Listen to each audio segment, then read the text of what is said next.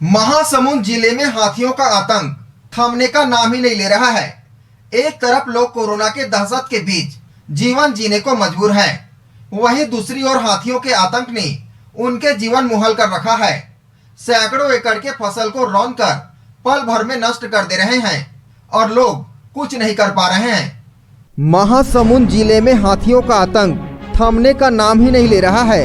एक तरफ लोग कोरोना के दहशत के बीच जीवन जीने को मजबूर हैं, वहीं दूसरी ओर हाथियों के आतंक से करेला पर नीम चढ़ा वाली कहावत सार्थक हो रही है। दरअसल जिले के सिरपुर क्षेत्र के बाद अब हाथियों का दल खल्लारी क्षेत्र के ग्रामीण इलाकों में पहुंच चुका है।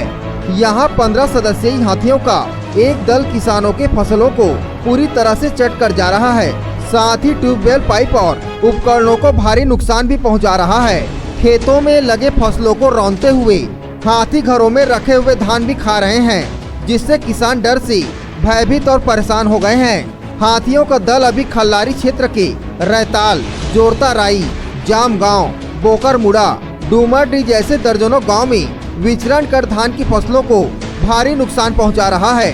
फिलहाल सरकारी नुमाइंदे फसलों के नुकसान का मुआयना करने में जुट गए हैं, वहीं पीड़ित किसान शासन से मुआवजे की मांग कर रहे हैं।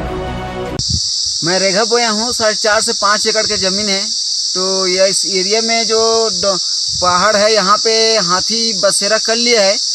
अब यहाँ पे कम से कम 15 से 16 हाथी आके आज रात के 2 बजे टाइम में पूरा नुकसान कर दिया है। ट्यूबवेल वगैरह के पाइप को पूरा तोड़ के पूरा नुकसान कर दिया है। तो इसका जो है सरकार को कुछ इसका भरपाई मिलना चाहिए कि किसान को इतना मेहनत करके जो कमाते हैं, जो धूप वजह से मेहनत करते हैं, उसका तो फसल का नुकसान देना चाहिए।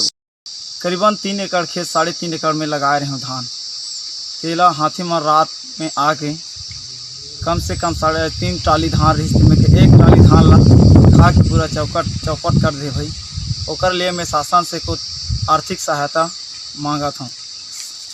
शासन मोला सहायता देके।